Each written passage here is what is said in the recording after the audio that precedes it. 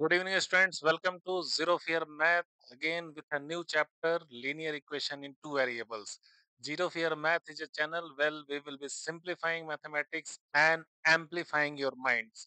ठीक है, जहां मैथ्स का फियर को पूरी तरह से टर्मिनेट करके हम आपको एक कॉन्फिडेंट कंटेंट देंगे जो आपके कॉन्सेप्ट्स को क्लियर करेगा।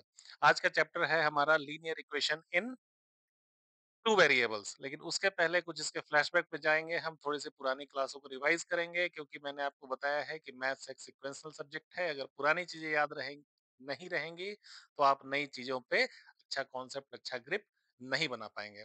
तो सबसे पहले कुछ पुरानी चीजों को हम रिवाइज कर लेते हैं जो प्रीवियस क्लासेस में आपकी कवर हुई है।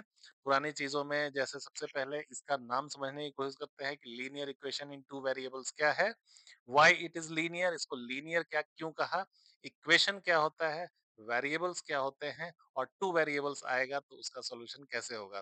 तो वीडियो में बने रहें, लास्ट तक वीडियो रखें। आज आप लोगों का बहुत बहुत धन्यवाद, आप लोग वीडियो देख रहे हैं।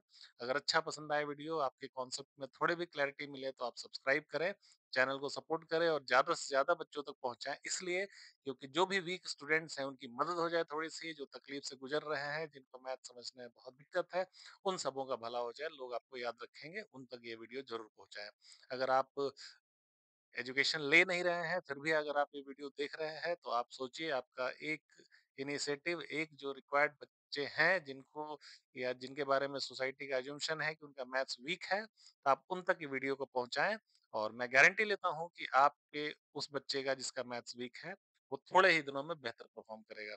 फिलहाल नाइन्थ क्लास क्लास सीरीज, हमारा क्लास का नाम है linear equation in two variables. चलिए चलते हैं फिर अपने फ्लैशबैक में थोड़ा सा।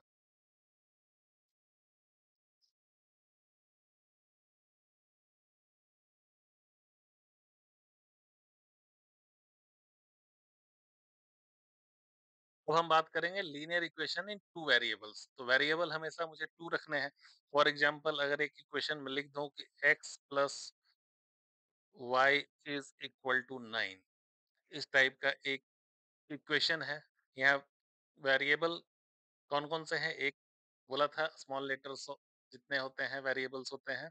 ये रहा आपका वेरिएबल x एक, variable two y, 1 + 1 2, two variables, यानी ये इक्वेशन हो गया टू वेरिएबल्स। तो आज के क्लास में हम डील करेंगे लीनियर इक्वेशन के साथ।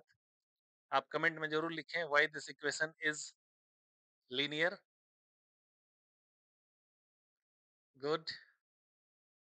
यहाँ इस इक्वेशन की डिग्री कुछ नहीं लिखा है, इसका मतलब हिडन डिग्री कितना है, एक है। एक है तो किसी भी एक्सप्रेशन इक्वेशन की जो मैक्सिमम डिग्री होती है वो लीनियर कहा जाता है। अब बताइए बच्चों कमेंट में, मैं लिख रहा हूँ x² + 5 इज इक्वल टू 1, क्या ये लीनियर इक्वेशन है?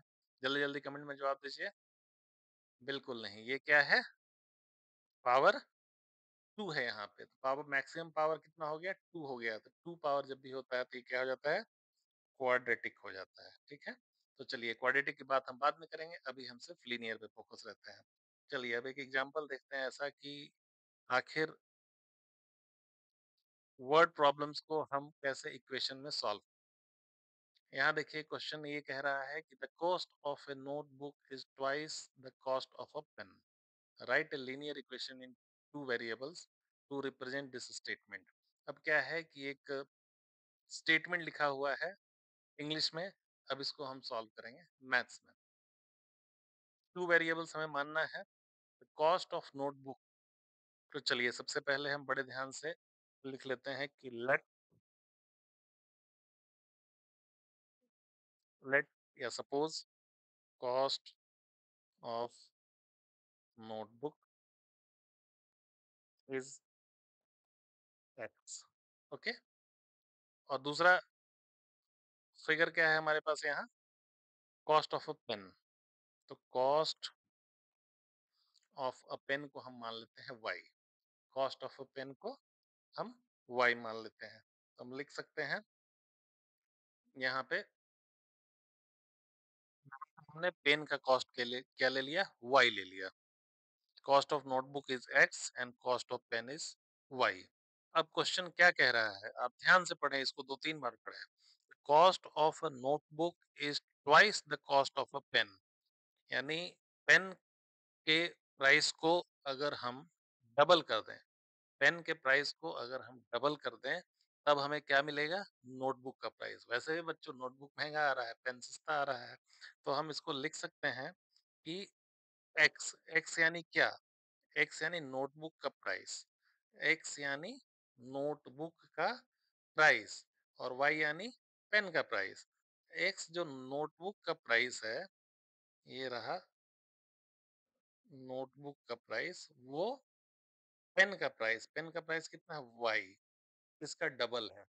x is equal to 2y हम लिख सकते हैं। इसमें अगर कोई भी डाउट है आप कमेंट करें फटाफट। एकदम क्वेश्चन के हिसाब से हम चल रहे हैं कि cost of a notebook is twice the cost of a pen. Pen का कॉस्ट हमारा y है, इसका ट्वाइस कितना हो, यानी y अगर पेन का दाम है, 2 पेन खरीद लें तब एक नोटबुक आएगा हमारा उसके बराबर। तो x is equal to 2y हो गया ये। अब इसके बाद हम चलें कि x is equal to 2y तो हो गया, है ना? यानी x और 2y अब यहाँ पे दोनों क्या हो गए? बराबर हो गए। तो दो बराबर चीजों को अगर आपस में हम घटा देते हैं तो कितना मिलता है दोस्तों? जीरो। यानी एक इक्वेशन यहाँ बन गया, x minus 2y is equal to zero. Example digital से समझते हैं, डिजिटली मान लिए पेन की कीमत 10 रुपए थी, तो नोटबुक की कीमत कितनी हो जाएगी? 5 रुपए। 5 का 2 गुना 10। वही अगर, हो गया क्लियर? कोई डाउट में इसमें किसी को? Okay.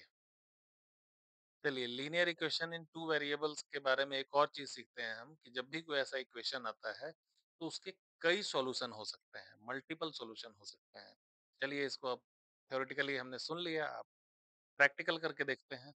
Suppose x plus y is equal to हम लिखते हैं 9। ये एक है, कोई डाउट इसमें है? लीनियर इक्वेशन है, डिग्री 1 है इसकी, इसलिए टू वेरिएबल्स हैं इसमें, टू वेरिएबल्स है। अब देखिए यहाँ x प्लस वाई 9, तो संभव आप ऐसे जोड़ के देखिए, ये 1 प्लस 8 भी हो सकता है, x 1 और y 8, 8 1 9, ये भी सही है। x अगर 2 होता तो y 7 होता, ये भी सही है। ये अगर 3 होता तो ये 6, ये भी सही है। 4 प्लस 5, ये भी सही है। यानी इस इक्वेशन के हिसाब से एक्स और वाई की वैल्यू हम इस टाइप से भी अगर लें तो हमारा इक्वेशन फिट बैठता है। तो इससे हम कह सकते हैं कि जब भी लीनियर इक्वेशन टू वेरिएबल में आता है दोस्तों, तो इसका इनफाइनाइट सॉल्यूशन हो सकता है, बहुत ही ज्यादा कई तरह के सॉल्यूशन हो सकते हैं। इतना ही नहीं, भी और भी देखें, एक्स प्लस वाई 9 है तो हम एक्स को अगर -11 लिख देते हैं, y की वैल्यू +2 लिख देते हैं, इसको भी सॉल्व करेंगे, क्या आएगा? 9 ही आएगा। तो इस एग्जांपल से आपने समझ लिया कि लीनियर इक्वेशन टू वेरिएबल्स के कई सॉल्यूशन पॉसिबल हैं। अब चलिए इसके एक और सवाल कर लेते हैं। टू सॉल्यूशंस निकालने हैं इसके, जहां 4x plus 3y is equal to 12 है। हम इक्वेशन को एज पर क्वेश्चन लिख लेते हैं। 4x plus 3y is equal to 12। देखिए इसमें हम x और y के लिए एक बॉक्स बना लेते हैं और अलग-अलग सॉल्यूशन देखने की कोशिश करते हैं। ठीक है, ये लाइन ले लीजिए आप x का और ये लाइन ले लीजिए y का। ठीक है, सबसे पहले हम मान लेते हैं सपोज कि x की वैल्यू जो है वो 0 है। x की वैल्यू हमने ले ली 0। अब इस इक्वेशन में प्लेस करने की कोशिश करते हैं। x की अगर वैल्यू हमने 0 ले ली तो 4 into 0 plus 3y is equal to 12। ठीक है, 4 में 0 से मल्टीप्लाई करेंगे, बेसिक क्वेश्चन 0, यानी 3y is equal to 12। y है बॉड मास का रूल, यहाँ डाउट हो तो जरूर वो वीडियो देखिए हमारा। 3y इज इक्वल टू 12 है, y इज इक्वल टू 12/3, 3 चौका 12, 4, यानी यहाँ पे y की वैल्यू क्या आ गई? 4 आ गई। ठीक है, अब हम क्या करते हैं, x का वैल्यू सपोज कर लेते हैं कि 1 है। ठीक है, फिर से इस चलिए इसको मिटा दिया जाए।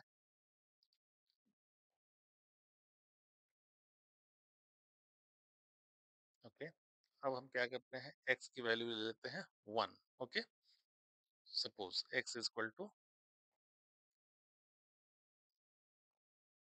1। अब क्या हो जाएगा इक्वेशन?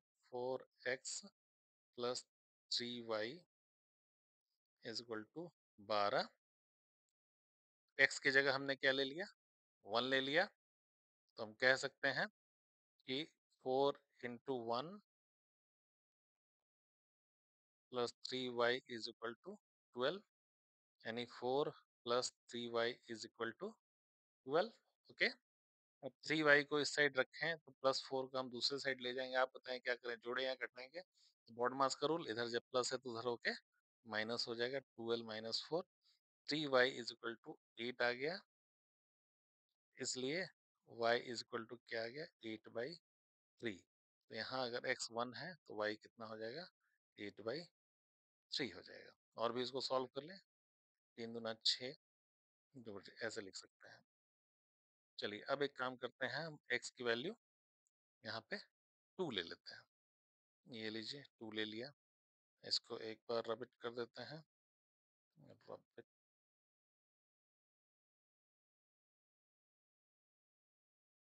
स्टूडेंट्स एक छोटा सा इक्वेशन और हम सॉल्व कर लेते हैं। आपके स्क्रीन पे क्वेश्चन है, find the value of k if x is equal to 2 and y is equal to 1। तो k का सॉल्यूशन क्या आएगा? ठीक है, तो हम इक्वेशन को यहाँ लिख देते हैं as per question. 2x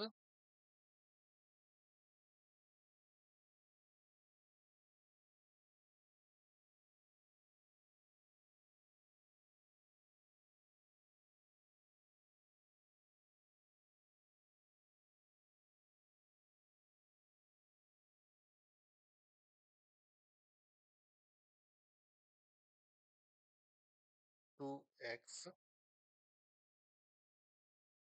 plus 3y is equal to 2। ओके। x इज इक्वल टू क्या लेना है? 2 लेना है। तो हम x की जगह कितना लिख देंगे? 2 इंटू 2 प्लस 3y। y की जगह हमें क्या लेना है? 1 लेना है, यानी 3 इंटू 1। एक ये एक इज इक्वल टू k की वैल्यू हमें फाउंड करनी है। 2 दूना 4 प्लस 3 एकम 3। तो k इज इक्वल टू क्या आ गया? 7। इस तरह से हम इक्वेशंस को कैलकुलेट करते हैं अगर वैल्यू ऑलरेडी दिया हुआ हो तो। चलिए स्टूडेंट्स, अब थोड़ा सा आगे हम थोड़ी सी थ्योरी पढ़ लें। जो आपकी बुक कहती है वो भी आपको जानना जरूरी है।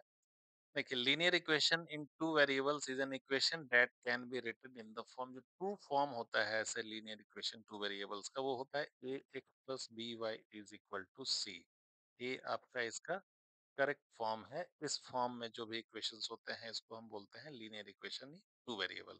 कंडीशन क्या है इसमें? ए बी सी ये रियल नंबर्स होने चाहिए, बिल्कुल। और उसमें ए एंड बी जीरो भी नहीं होने चाहिए, क्योंकि जीरो होंगे तो फिर इक्वेशन अपने आप जीरो हो जाएगा और इक्वेशन बनेगा ही नहीं। और एक्स और वाई वेरिएबल्स होंगे। एक्स और वाई क्या होंगे? वेरिएबल होंगे। यहाँ देखिए एक्स चिपका हुआ है, यहाँ पे एक्स और यहाँ पे वाई है, ये वेरिएबल होगा। अब जो हमने थ्योरी में ऑलरेडी पढ़ लिया है, फिर भी आपको फिर से दोबारा समझा रहा हूँ। The highest power of both variables is 1, इसलिए ये लीनियर कहा जाता है। हाईएस्ट पावर को डिग्री कहते हैं, डिग्री इसका 1 है, इसलिए ये ऐसा हो गया। दूसरा, the solution of such equation is a pair. Solution होता है जो एक्स और वाई दोनों को सेटिस्फाई करे। और ग्राफिकली अगर इसको हम, जो आपने कोऑर्डिनेट ज्योमेट्री में पढ़ा था, किसी ग्राफ में इसको अगर बनाएंगे तो एक लाइन में इसका सॉल्यूशन चलता चला जाएगा, क्योंकि दोनों का जो इक्वेशन है बैलेंस्ड है। यानी जैसे जैसे एक्स ग्रो होगा वैसे वाई ग्रो होगा। इस तरह से एक लीनियर फॉर्मेशन होता है इन सवालों का। ये थी थ्योरी। अब हम कुछ प्रैक्टिकल करते हैं फिर से।